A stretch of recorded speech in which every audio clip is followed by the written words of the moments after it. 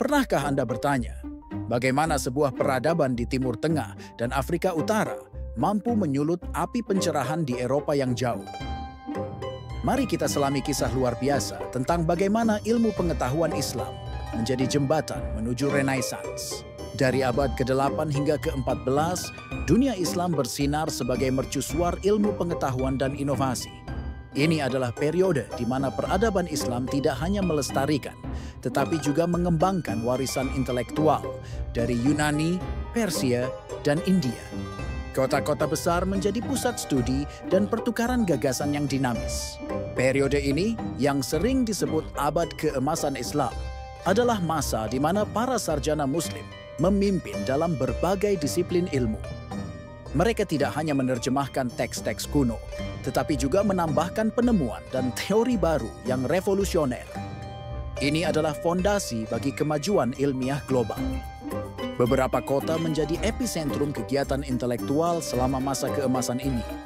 Masing-masing memiliki peran unik dalam memajukan dan menyebarkan ilmu pengetahuan.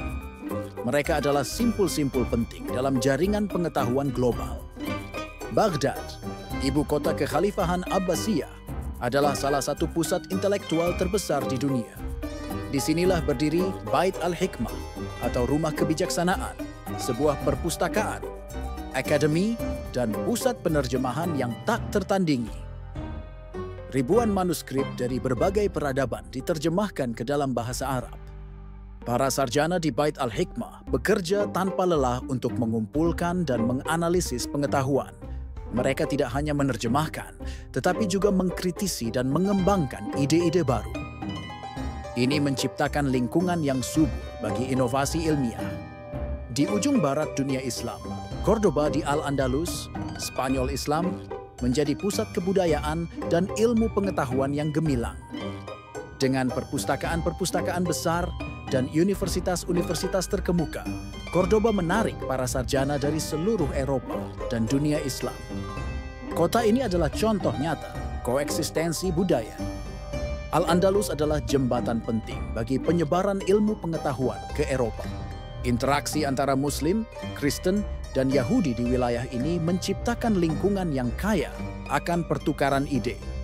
Ini adalah laboratorium hidup untuk kemajuan intelektual. Kairo, di bawah kekhalifahan Fatimiyah, juga merupakan pusat ilmu pengetahuan yang penting. Universitas Al-Azhar yang didirikan pada abad ke-10 menjadi salah satu universitas tertua dan paling berpengaruh di dunia. Kairo juga terkenal dengan observatorium astronominya.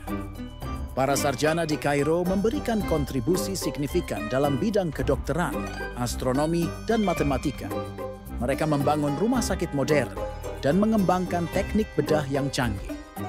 Kairo adalah bukti lain dari komitmen Islam terhadap ilmu pengetahuan. Para ilmuwan Muslim tidak hanya menguasai satu bidang, tetapi unggul dalam berbagai disiplin ilmu. Kontribusi mereka membentuk dasar bagi banyak penemuan modern. Mereka adalah pelopor dalam metode ilmiah. Al-Khwarizmi, seorang matematikawan Persia, adalah tokoh kunci dalam pengembangan aljabar dan algoritma. Karyanya memperkenalkan sistem angka India yang kita kenal sebagai angka Arab ke dunia barat. Ini adalah revolusi dalam perhitungan. Para astronom Muslim seperti Al-Battani dan Ibn Yunus membuat observasi yang sangat akurat. Mereka mengembangkan instrumen seperti astrolab dan kuadran yang sangat penting untuk navigasi dan penentuan waktu. Pengetahuan ini sangat vital untuk pelayaran dan penentuan arah kiblat. Ibn Sina yang dikenal di barat sebagai Avicenna adalah seorang dokter dan filsuf terkemuka.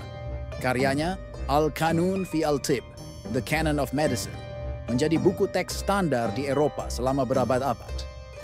Ini adalah ensiklopedia medis yang komprehensif. Ar-Razi, Rhazes, adalah dokter lain yang terkenal karena membedakan cacar dan campak. Rumah sakit Muslim atau Bimaristan adalah institusi medis yang canggih, menawarkan perawatan gratis dan pelatihan bagi dokter. Mereka adalah model bagi rumah sakit modern.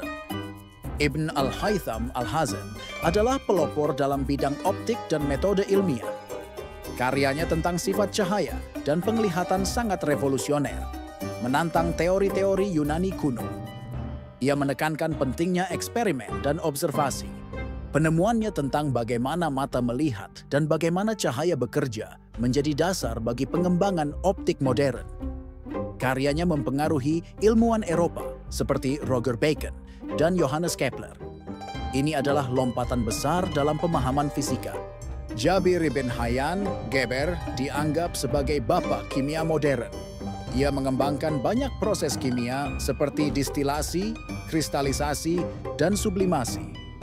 Karyanya mengubah alkimia dari praktik mistis menjadi disiplin ilmiah. Kontribusinya meletakkan dasar bagi studi kimia analitik. Ia juga mengembangkan peralatan laboratorium yang masih digunakan hingga saat ini. Ini menunjukkan transisi dari spekulasi ke eksperimen yang sistematis. Para geografer Muslim seperti Al-Idrisi menciptakan peta dunia yang sangat akurat. Penjelajah seperti Ibnu Battuta melakukan perjalanan jauh dan mendokumentasikan budaya serta geografi berbagai wilayah. Karya mereka memperluas pemahaman dunia. Peta-peta ini tidak hanya indah secara artistik, tetapi juga sangat fungsional untuk perdagangan dan navigasi. Mereka menunjukkan pemahaman yang mendalam tentang geografi global. Ini adalah bukti kemajuan dalam pemetaan. Bagaimana semua kekayaan intelektual ini sampai ke Eropa dan memicu perubahan besar. Ada beberapa jalur utama yang memungkinkan transfer pengetahuan ini terjadi. Ini adalah kisah pertukaran budaya yang kompleks. Al-Andalus, khususnya kota Toledo, setelah direbut kembali oleh Kristen, menjadi pusat penerjemahan utama. Para sarjana Eropa datang ke Toledo untuk menerjemahkan teks-teks Arab ke dalam bahasa Latin. Ini adalah titik kontak krusial.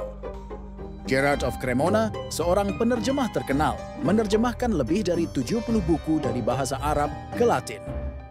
Karya-karya ini mencakup teks-teks kedokteran, astronomi, dan matematika.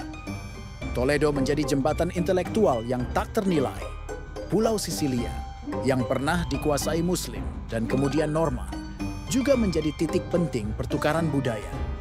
Raja-raja Norman di Sisilia, seperti Roger II, sangat menghargai ilmu pengetahuan Islam. Mereka mempekerjakan sarjana Muslim di istana mereka. Ini menciptakan lingkungan di mana ide-ide dan teks-teks Islam dapat dengan mudah diakses oleh sarjana Eropa. Sisilia adalah contoh lain dari bagaimana interaksi budaya dapat memicu kemajuan intelektual. Meskipun bersifat konflik, Perang Salib secara tidak langsung memfasilitasi transfer pengetahuan. Para tentara salib Eropa yang kembali dari Timur Tengah membawa serta ide-ide dan teknologi baru yang mereka temui. Mereka terpapar pada peradaban yang lebih maju. Mereka melihat rumah sakit yang lebih baik, sistem irigasi yang canggih, dan barang-barang mewah. Ini memicu rasa ingin tahu dan keinginan untuk mempelajari lebih lanjut tentang peradaban Islam. Jalur perdagangan yang sibuk antara dunia Islam dan Eropa juga menjadi saluran penting bagi penyebaran ide. Pedagang membawa tidak hanya barang dagangan, tetapi juga buku dan konsep-konsep baru. Diplomasi juga memainkan peran dalam pertukaran pengetahuan. Para diplomat dan utusan sering bertukar hadiah dan informasi, termasuk manuskrip ilmiah. Ini menunjukkan bahwa pertukaran pengetahuan tidak selalu melalui jalur formal, tetapi juga melalui interaksi sehari-hari. Pengaruh peradaban Islam pada ilmu pengetahuan di Eropa adalah contoh luar biasa dari pertukaran budaya dan pengetahuan. Ini adalah katalisator yang memicu Renaissance dan revolusi ilmiah. Eropa tidak akan sama tanpa kontribusi ini. Reintroduksi teks-teks Yunani kuno melalui terjemahan Arab, bersama dengan penemuan-penemuan baru Muslim, memicu pencerahan intelektual di Eropa. Ini membuka mata para sarjana Eropa terhadap cara berpikir baru. Mereka mulai mempertanyakan dogma lama, metode ilmiah yang ditekankan oleh ilmuwan Muslim, seperti observasi dan eksperimen, mulai diadopsi di Eropa. Ini adalah pergeseran paradigma dari pendekatan spekulatif ke empiris. Model madrasah Islam dengan kurikulum yang luas dan sistem pengajaran yang terstruktur mempengaruhi pendirian universitas-universitas Eropa.